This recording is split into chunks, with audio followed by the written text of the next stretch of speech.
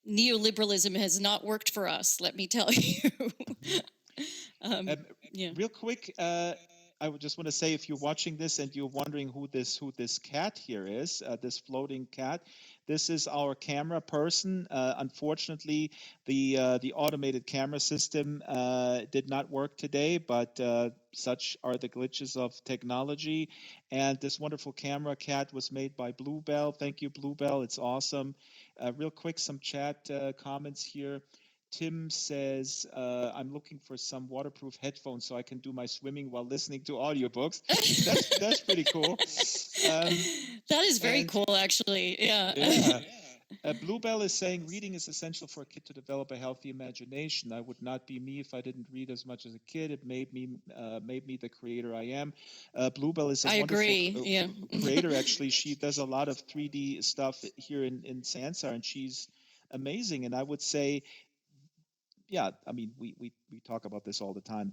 That muscle that you can imagine things in your head that doesn't come from watching TV all day long, for sure. But the other thing also is it allows us to experience empathy in Right. a way, like, because when you're in, I mean, if we talk about Want to Go Private, part of the reason I ended up writing that in first person, when I originally started writing that book, I wrote 20,000 words, I think, in third person, because I thought, well, spoiler alert, the main character disappears for a third of the book. So I felt like it had to be told in third person, but it just wasn't working. And finally, I had the idea one day in the shower, for who the swimming guy.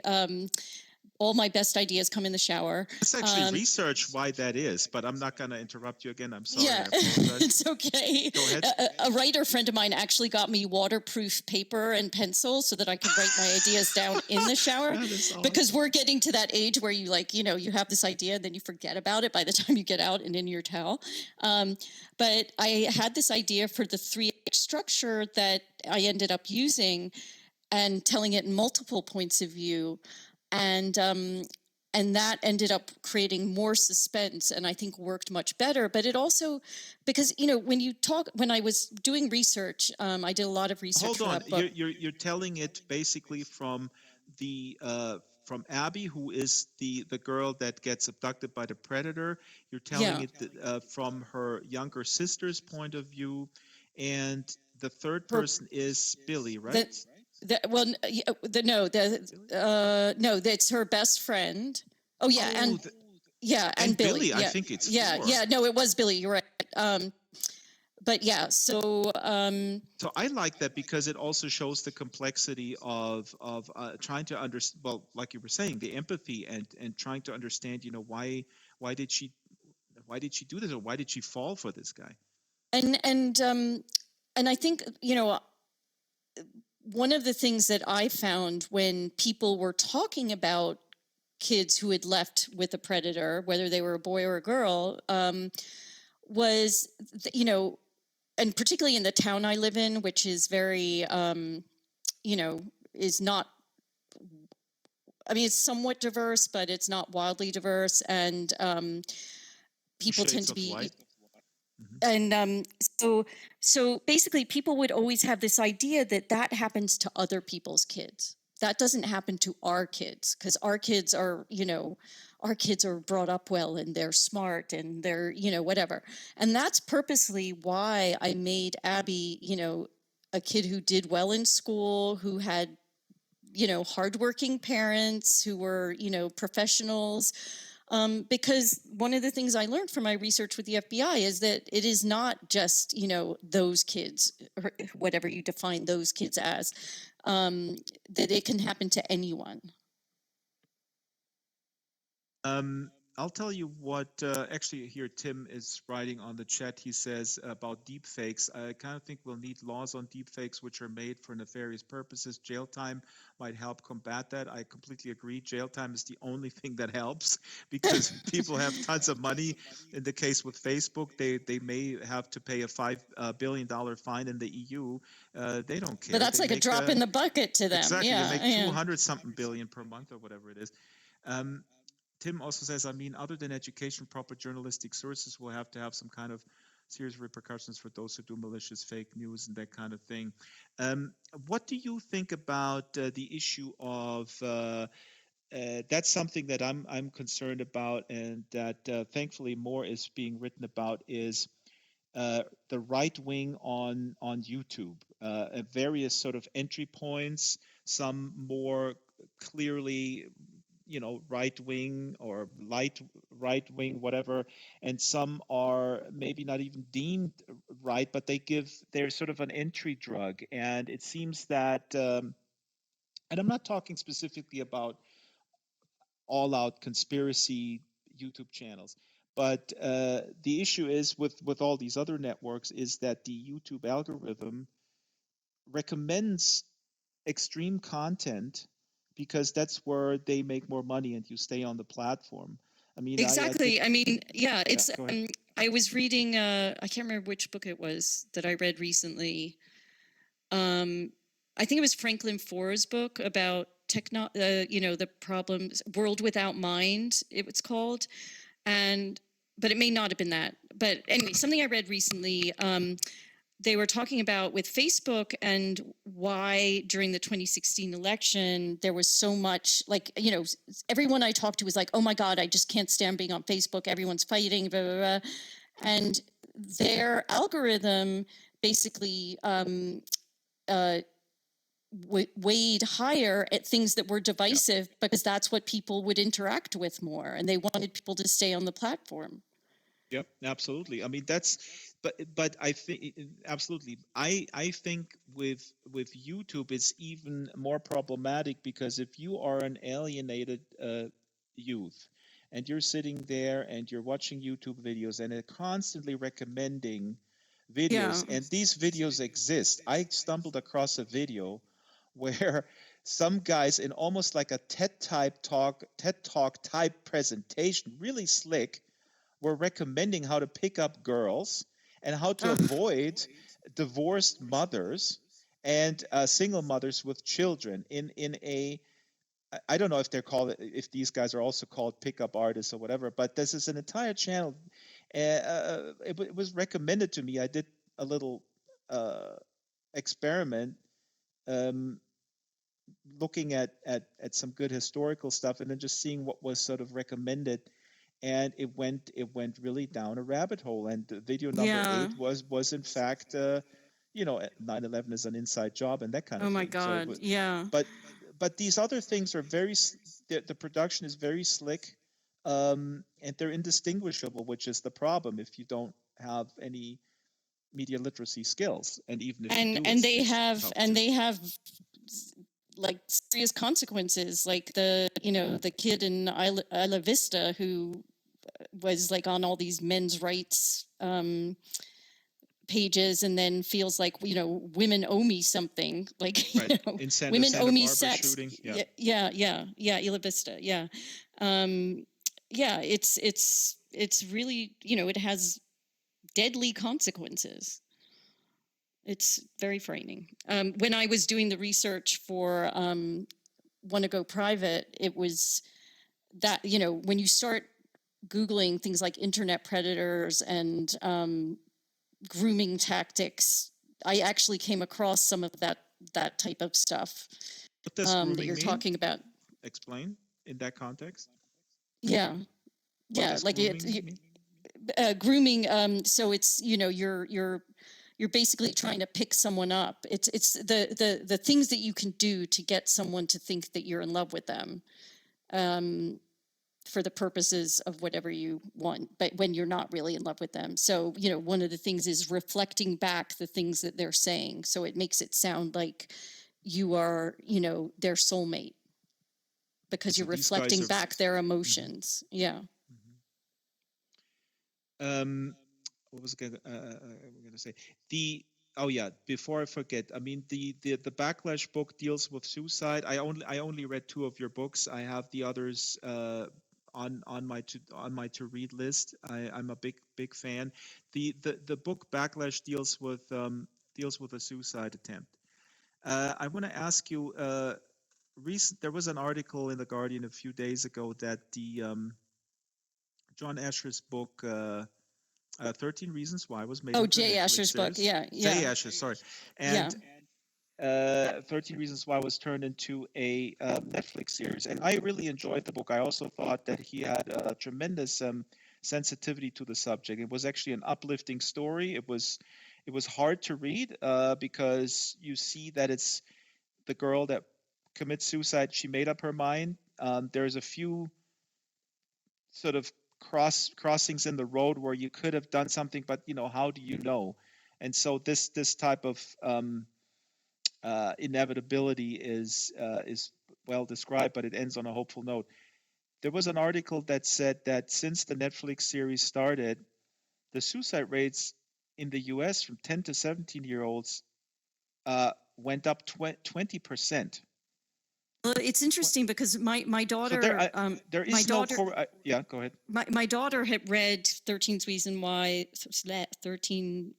Why, I think when she was like a freshman in high school, maybe. And now she is, and then the Netflix series came out while she was in college, and she asked me whether I had watched it, and I hadn't at that point.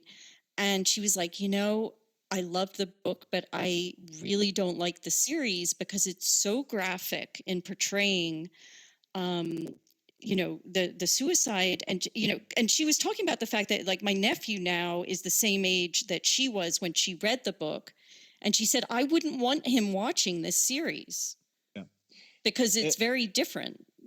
I I have to tell you, we discussed this at the book club in short, and I want your take on this. And that's why I'm asking you.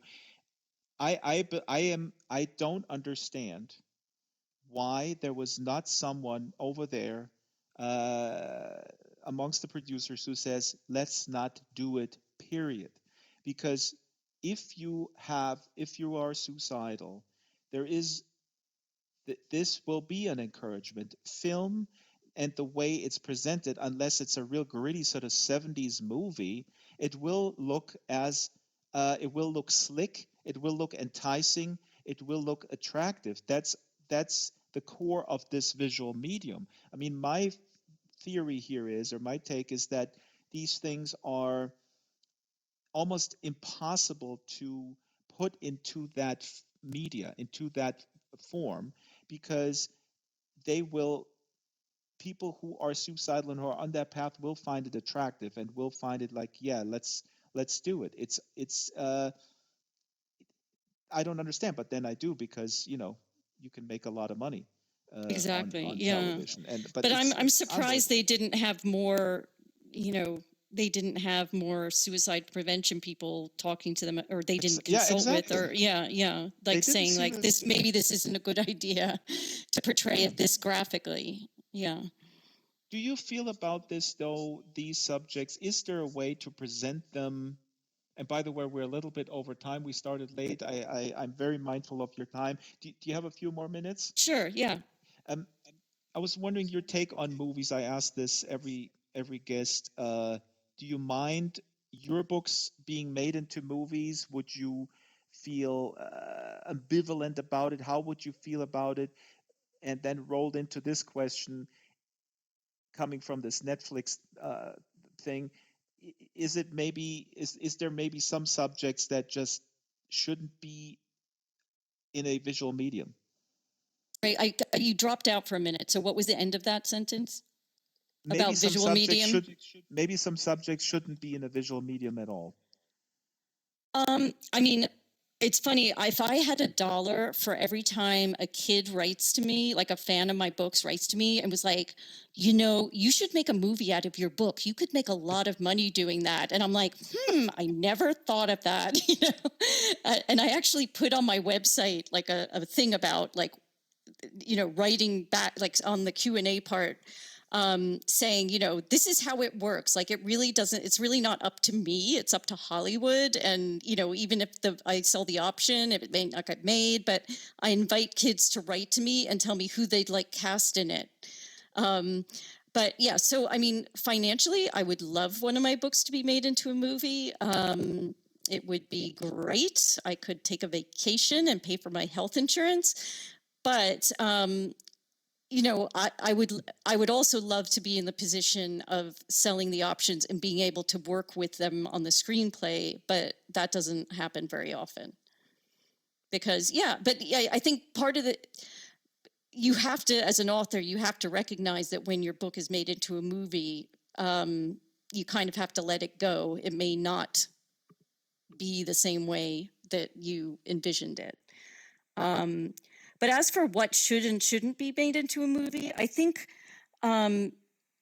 anything goes really with movies because it is a different medium, but it's whether kids should be watching it. And that to me is kind of up to the parents because, for example, I mean, or even like reading books. Like, for example, when my daughter was in middle school, the movie of the book The Lovely Bones came out. I don't know if you ever saw that. I haven't seen it, but I love this book. I have a Yeah. I'm not going to bore you with my take. I don't watch movies that are made after books, period. I just don't. Right. Yeah. But go ahead. Well, so the movie came out, and so all my daughter's friends were reading that book. And so she came to me and she was like, "Mom, do we have The Lovely Bones?" And I said, "Well, yeah, we do." And she was like, "Well, do you think I should read it?" And I said, "Look, That's tough. Real yeah, quick, and this is a talk it's in first person. A girl that is murdered is talking about that, and then about her own murder, and then that yeah. evolves from And the there. first chapter. So what I told my daughter was, I was like, "Look, the book's here on the shelf. I am fine with you reading it. My only concern is that the first chapter is very disturbing.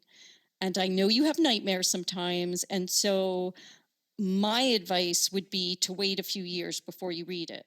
But I'm going to leave it up to you. Because I know that when I was her age, if my mother said, no, you can't read it, which luckily she never did, but, Read it. but yeah, the first thing I would do, in fact, my mother even said to me that like the book was banned when she was in high school. And the first thing everyone did was like go out and buy the book because they wanted to see what it was all about. And so my daughter took my advice and she didn't read the book till later. And so that's where I feel like, like I had some woman write to me about Want to Go Private. And she was like, why would you bring this filth into my daughter's room? And I would have written, if I had written back to her, which I didn't, because she also made an anti-Semitic comment at the same time. But if I had written back to her, I would have said, look, I have my own children to parent. Parenting your daughter is your job. And all I did was write the book. I did not bring it into your daughter's room. That's your job. So that's kind of how I feel about it, that it's really all about the conversations. And I would watch like the most ridiculous programs with my kids. Like I'd be on the sofa, like kind of half working, half watching. But because I was there while they were watching it, I could then interject my values to them, like, make a comment that'd be like, my daughter used to love this program called The Millionaire Matchmaker. And, there would be these like really jerky guys who just happened to be rich. And I would say to her, I'd just be there working on the sofa and I'd be like, oh, you wouldn't want to marry someone like that, no matter how much money he's got, and so that's what's parenting. Well, you can do is. that. You can do that until they're 15, and then it's over. And that's again, I mean, it goes full circle. Goes to the issue that I'm most concerned about is kind of that. Shutting off and then being inside. And I don't want to vilify games, but the gamer culture it just happens to can be very, very toxic, and it intersects with that toxic masculinity on YouTube. And oftentimes people go down the rabbit hole in with their game friends. I mean, not always, but and the parents are shut out of it at a certain point. But that's where books, I think if you share a love of books and you can trade books back and forth and maybe talk about them, that can help with that, I think. I mean, one of the lovely things for me was once my daughter went to college and she started reading books and then recommending them to me, and then we could talk about them. Like, I love that. So but yeah, it is tough. It really is. It'll get better, the teen years, I promise. It's not. I'm not. This is not a veiled comment about the Drax household. We're managing fine. There are conflicts. I don't want to sugarcoat it, but we're managing it. And what gives me comfort is exactly what you said. I mean, our son is growing up in a stable home with some good values. But I'm worried about I'm literally worried about the world, because we Yeah. are leaving a generation here, several possibly, that are drifting and alienated, and they're the fodder for all sorts of nefarious things. Tim said in the chat here also. Sorry, Tim asks you, do you write stories set in the future? I'm wondering how driverless cars and more immersive VR will affect society. So maybe that's something that you're exploring with deepfakes, I guess. Yeah, no, I mean, I mean, of course, like, I'm bringing them down to a high school level, so because that's my, my readership. But no, I have thought about writing a dystopian novel at some point. I have so many ideas that I just hope I live long enough to work on all of them. That's the problem with getting a late start. It's like you have all this catching up to do, Yeah. That's the in VR. I was just going to say, Tim, I should have mentioned this early, because it ties in with deep fakes as well. I mean, we have here a friend of ours from the Ukraine, a content creator, a 3D designer, a wonderful guy. He scanned his own face with just a regular camera. He took like 100 photos or so and imported it into Sansar. It took him a few days to rig it onto the avatar, but it's already at a visual fidelity that is absolutely amazing. And so, it's around the corner where anybody and their grandma in their basement can create false accounts of whoever media figures in a indistinguishable visual quality that will require even more scrutiny of us. And I'm just afraid we just don't have those muscles yet, or that the ability to the threat assessment, I guess, is Yeah. what an FBI agent would say. Yeah, no, I mean, they're beginning to wake up to it, but we've got a lot of work to do. I will tell you a funny technology story. When my kids were teenagers and I was having a particularly bad parenting day, I found myself. This was my worst parenting day, I think, ever. I found myself crying on the floor of the bathroom, asking Siri for parenting advice. That gives I us was hope. like, oh my God, I am so sad. Like, this is the saddest thing. And also, I can tell you she gives shitty parenting advice. But What did she say? Go to Second Life or something? No. She just gave me a whole bunch of links about like bullshit. Like, and I was just like, thanks a lot, bitch. Like, now you know why I hate you, Siri.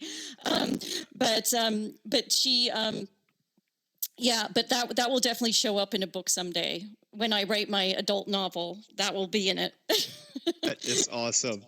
Well, Sarah, thank you so much. This was absolutely wonderful. Viewers on YouTube, in world, Twitch, thanks for watching, and thanks for good questions. And I apologize apologies for the technical difficulties. Oh, I need to apologize. I'm the host and the producer. I mean, I don't have my staff. What's happened to my staff? No, I do want to thank Granddad. Granddad scripted the camera, and Granddad, I know that I love your work, and please don't feel like, oh my God, we're on a beta platform. Granddad is awesome. He scripted this camera, and he is pushing the envelope. What's possible in Sansar, and Bluebell created this wonderful camera Cat, and Ria made this wonderful basement, as you guys know. And please pick up Sarah's books and recommend them to if you have children, recommend them to your teacher. I actually did, like I told you, Sarah, I recommended my son's has a wonderful English teacher here in Germany, and they're reading, oh God, I forgot the book title, Sherman Alexie, the Native American writer. True Diary of a Part-Time Indian. Exactly, they're reading this now in 9th grade. So his teacher is great. So I recommended your book. I wonder what these hormone driven boys will think of that book.